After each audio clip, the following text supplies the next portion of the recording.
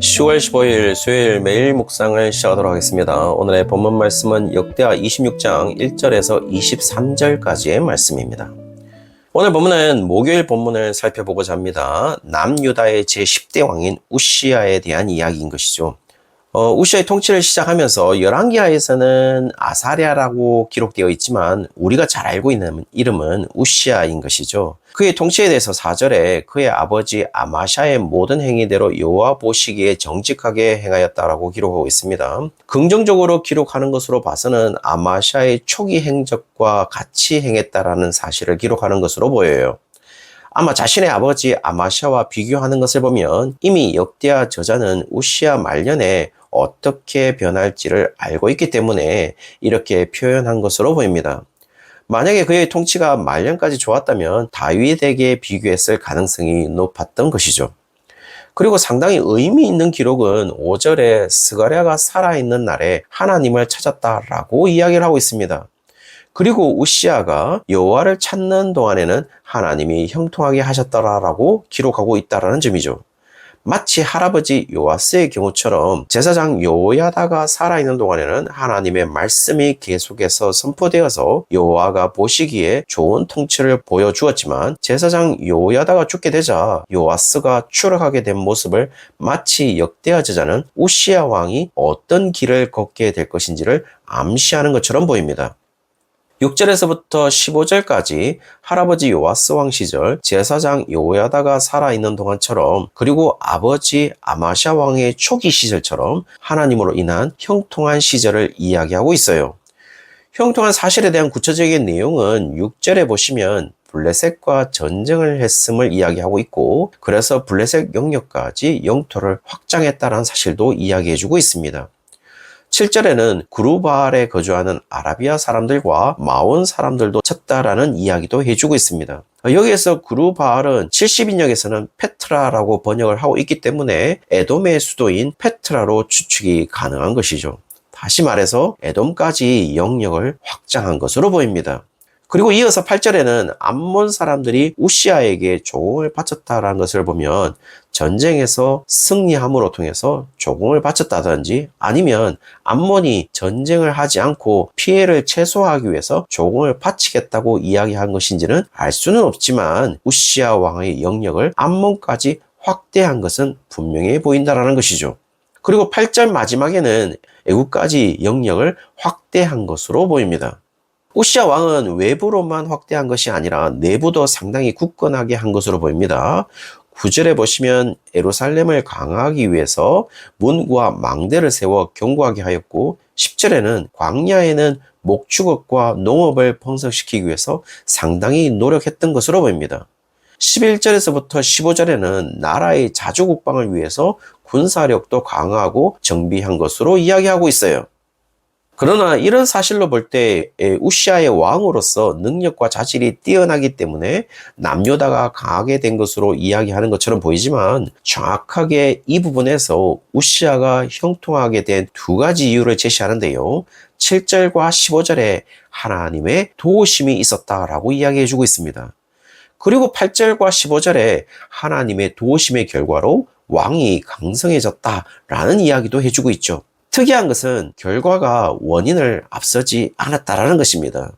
분명한 것은요, 여호와의 도우심이 먼저였고 그로 인해 우시야 왕이 강성해졌다는 사실을 이야기해주고 있는 것이죠. 7절과 15절에 먼저 나타나는 하나님의 도우심으로 여기에서 돕다라는 히브리어는 아자르라는 단어를 동일하게 사용해서 둘러싸다, 방어하다, 돕다, 구원하다, 지원하다 라는 의미로서 하나님께서 우시야를 둘러싸서 지원했다라는 사실을 이야기해주고 있는 것이죠. 그리고 8절과 15절에 다음에 나타나는 결과는 우시야 왕이 강성하게 되었다라는 것인데요. 히브리어 하자크라는 동사를 사용해서 강하게 하다, 압도하다, 강하다, 강하게 되다라는 의미로 우시야 왕이 압도할 정도로 강하게 된 것은 그리고 8절과 15절에 시제를 완료 시제를 사용해서 우시야 왕이 과거에서부터 지금 현재까지 강성함이 계속 이어진 것은 하나님의 도우심 때문이었다라는 사실을 이야기해주고 있는 것이죠. 그래서 우시야의 강성함이 어디에서 비롯된 것임을 역대하 저자가 밝히고 있다라는 것입니다. 그러나 16절부터 다른 일이 벌어지게 되는데요. 우시야 자신이 강해진 것에 대한 자신만의 해석을 내놓으면서 교만해지기 시작했다라고 이야기해주고 있습니다. 분명한 것은 교만해지면서 하나님 여호와께 범죄했다라고 이야기해주고도 있죠. 여호와의 성전에 들어가서 향단에 분향하려고 했다라는 사실도 기록하고 있어요. 분명히 잘못된 행동입니다. 지금 자신의 직책을 잘못 인지하고 있다라는 것입니다. 왜냐하면 지금 성전에 들어가서 향단에 분향할 수 있는 자는 제사장인데 지금 왕으로서 그 일을 하려는 것은 자신이 그 정도의 위치에 있는 사람으로 착각하면서 교만함을 드러내는 장면이라 말할 수 있겠죠. 그 일이 있은 후에 17절에는 제사장 아사랴가 제사장 80명을 데리고 가서 18절에는요, 성전에서 향단에 분향하는 것은 제사장의 직무라는 사실을 분명하게 해둡니다. 사실 이 부분에 대해서 제사장들이 종교 권력을 행사했다라는 것으로 보기에는 어렵습니다.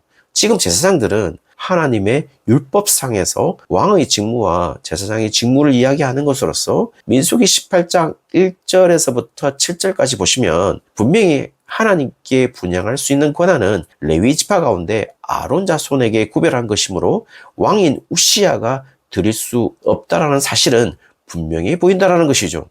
어떤 주석가가 이야기하는 것처럼 지금 제사장 그룹과 왕이 힘의 대결을 하는 것처럼 보이지는 않아요. 정확하게 우시야는 율법에서 규정해 놓은 경계를 허물어버리고 있기 때문에 단순히 제사장의 권한을 침범하는 것이 아니라 하나님의 말씀을 어기고 있기 때문에 우시야가 하나님의 말씀의 경계를 허물어버리는 죄를 짓고 있음을 이야기해주고 있는 것이죠. 결국 교만이라고 하는 것은 하나님의 말씀을 허물어버리는 것임을 정확하게 지적하고 있습니다. 그리고 결과는요, 20절에 우시야 왕의 이마에 나병이 생겼다는 사실을 이야기해주고 있습니다. 그리고 나병이 생겼기 때문에 부정함으로 당연히 성전에서 나와야 하는 것이죠. 그리고 나병이 죽는 날까지 치유되지 않았기 때문에 영원히 하나님의 성전에 들어오지 못했다는 사실도 기록하고 있어요. 단순하게 나병이 죽는 날까지 치유되지 않았기 때문에 21절에 여호와의 성전에 들어올 수 없었다라는 진술하는 부분이나 23절에 왕들의 무덤에 장사된 것이 아니라 왕들의 무덤에서 조금 떨어진 곳에 장사되었다고 이야기하는 것은 아니에요. 그는 마지막까지 하나님에게로 돌아오지 못했다는 사실을 이야기하고 있는 것으로 보입니다. 그 이유는 간단합니다. 지금 우시야의 형통한 시기의 특징은 하나님의 도우심이라는 원인으로 자신이 강성해졌다라는 결과를 이야기하고 있어요. 그러나 거기에서 하나님의 도우심이라는 원인만 제거하면 자신의 강성함이라는 결과만 남게 되고 그것으로 인해 자신의 생애에 하나님을 제거함으로 교만하게 되고 하나님께 범죄함으로 자신의 인생에서 마지막까지 남아있었던 것은 우시야 왕의 명성보다는 우시야 왕의 병인 나병밖에 남지 않은 인생이 되었다는 것을 지금 본문이 보여주고 있는 것이죠. 실제로 치세 기간을 보시면요, 대부분의 학자들이 이야기하는 것은 우시야의 치세 기간은 기원전 792년에서 740년으로 52년간 다스렸고 요담의 치세 기간은 기원전 749년에서 733년으로 16년간을 다스렸다라고 이야기를 해주고 있어요. 그렇다면 우시야가 나병으로 있었던 기간은 우시야와 요담의 치세 기간이 겹쳐지는 749년에서 740년까지로 52년의 치세 기간 중에 약 9년에서 10년임을 알 수가 있고 백성들의 기억 속에 남는 것은 우시야의 초창기의 형통함보다는 치세의 5분의 1에 해당하는 나병으로 부정한 자로 취급되었던 이스라엘의 공동체에 포함될 수 없는 자로 기억될 수밖에 없는 것이죠.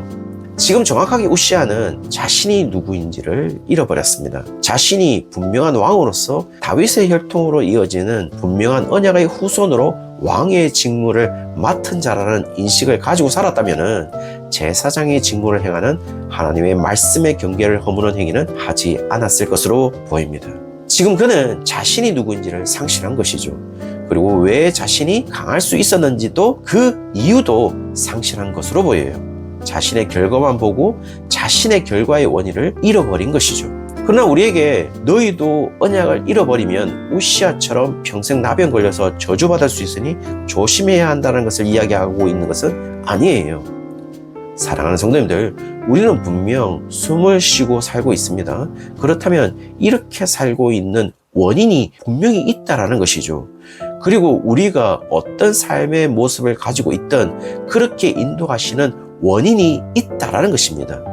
그 모든 원인이 하나님이심을 믿고 살아가는 하나님의 백성이라는 정체성을 잊지 말 것을 이야기해주고 있다라는 것이죠.